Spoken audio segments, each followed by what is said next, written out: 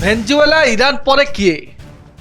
ଟ୍ରମ୍ପଙ୍କ ଟାର୍ଗେଟରେ ଏହି ଦେଶ କବ୍ଜା କରିବାକୁ ଦେଲେ ଖୋଲାଖୋଲି ଧମକ।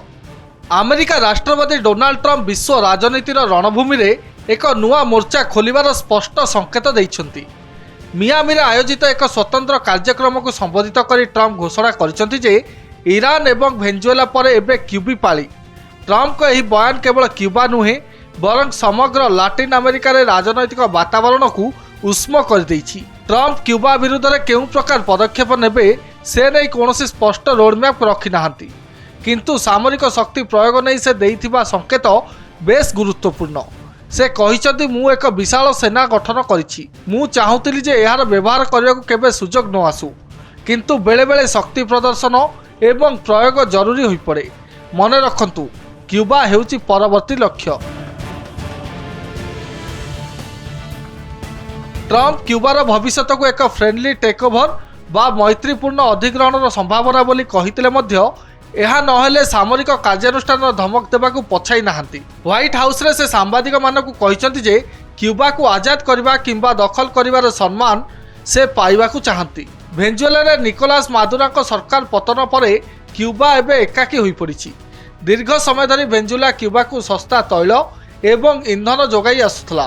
ଆମେରିକା ସମର୍ଥିତ ଅପରେସନ ଯୋଗୁଁ ମାଦୁରୋ କ୍ଷମତାଚ୍ୟୁତ ହେବା ପରେ କ୍ୟୁବାକୁ ମିଳୁଥିବା ତୈଳ ଯୋଗାଣ ସମ୍ପୂର୍ଣ୍ଣ ଠପ୍ ହୋଇଯାଇଛି। ଫଳସ୍ୱରୂପ କ୍ୟୁବାରେ ଏବେ ଭୟଙ୍କର ଶକ୍ତି ସଙ୍କଟ ଦେଖାଦେଇଛି। ଘଣ୍ଟା ଘଣ୍ଟା ଧରି ବିଦ୍ୟୁତ କାଟ ଏବଂ ଖାଦ୍ୟ ସାମଗ୍ରୀର ଅଭାବ ଯୋଗୁଁ ସେଠାକାର ସାଧାରଣ ଜନତା ଅତିଷ୍ଠ ହୋଇପଡ଼ିଲେଣି। ଏଭଳି ସ୍ଥିତିରେ ଟ୍ରମ୍ପଙ୍କ ବୟାନ କ୍ୟୁବା ସରକାରଙ୍କ ଚିନ୍ତାକୁ ଦ୍ୱିଗୁଣିତ କରିଦେଇଛି। ଟ୍ରମ୍ପଙ୍କ କଠୋର ଆଭିମୁଖ୍ୟ ସତ୍ତ୍ୱେ ପରଦା ପଛରେ କୂଟନୈତିକ ଆଲୋଚନା ଜାରି ରହିଥିବା ସୂଚନା ମିଳୁଛି।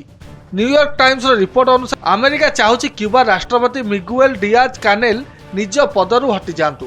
ଅନ୍ୟପଟେ କ୍ୟୁବା ସରକାର ମଧ୍ୟ ଆମେରିକା ସହ ଆଲୋଚନା କରୁଥିବା ସ୍ୱୀକାର କରିଛନ୍ତି। କ୍ୟୁବା ବର୍ତ୍ତମାନର ଆର୍ଥିକ ଦୁରବସ୍ଥା ମଧ୍ୟରେ କୌଣସି ପ୍ରକାର ସାମରିକ ସଂଘର୍ଷକୁ ଏଡ଼ାଇବାକୁ ଚେଷ୍ଟା କରୁଛି।